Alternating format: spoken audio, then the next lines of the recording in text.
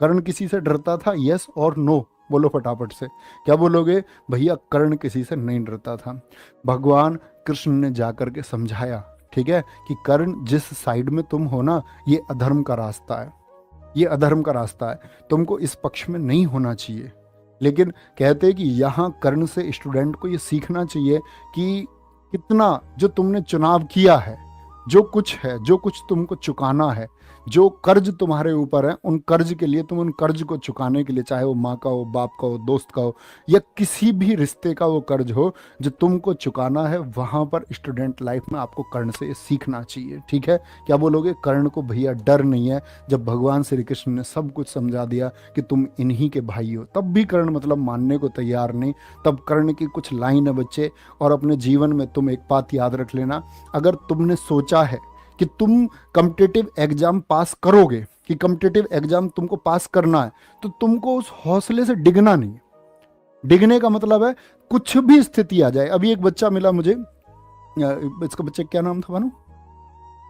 हाँ, शिवम शर्मा। एक बच्चा मिला हमारे यहाँ पड़ोसी गांव का, अभी सुनो, उसने बताया एसएससी जीडी में उसका बच्चे का स्कोर लगभग 140 के आसपास है।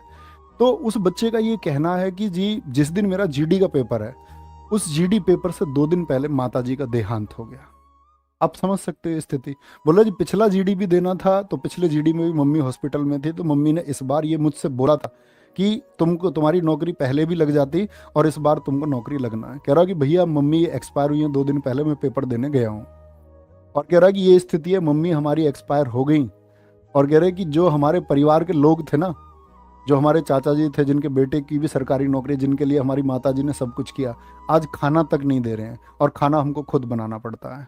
तो मैं ये बोलता हूँ कि जीवन में सबसे बड़ा संघर्ष ये है, सबसे बड़ा संघर्ष ये है कि हमने जो कुछ तय किया है वो हम पाके रहेंगे, और उसको हमको पाने से कोई नहीं रोक सकता। उसमें कितनी भी विपत्ति आए, कितनी भी परेशानी आए, हम छोड़ेंगे नहीं। तो कर्ण की वो लाइन है, ये संभव हो सकता है सूरज पश्चिम में उग जाएगा, ये भी संभव हो सकता है कि धरती पर वृक्ष स्वयं अपने फल खा जाएगा, ये भी संभव हो सकता है कि जल अपनी शीतलता त्यागे, ये भी संभव हो सकता है कि क्षत्रिय रण छोड़ युद्ध से भागे, ये भी संभव हो सकता है कि महादेव विष छोड़ यहां अमृत चुल्ले, ये भी संभव है भगवान श्री कृष्ण शिशुपाल की 100 गाली सुन ले, ये भी संभव है।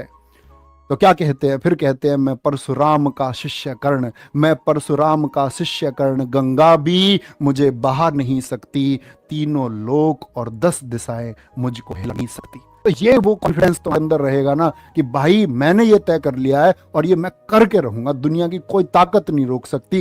कुछ भी होगा, बीच में क्या हुआ पता नहीं, कितनी बार सिलेक्शन नहीं हुआ पता नहीं, कितनी बार मेरिट से 2 नंबर कम रह गए, 5 रह गए, किनारे से रह गए, मेडिकल नहीं हुआ, इस बार फिजिकल नहीं हुआ, नहीं पता। मुझको सिर्फ एक चीज पता है, मेरा टारगेट कि मेरी नौकरी लगेगी, और जब तक मैं उस टारगेट तक नहीं पहुंच जाऊंगा तब तक नहीं रुकता भाई, मैं किसी से भी नहीं रुक सकता और दुनिया की कोई ताकत नहीं रोक सकती। ये वो चीज तुम्हारे अंदर जब आ जाएगी ना, तो बच्चे कोई नहीं रोक पाएगा।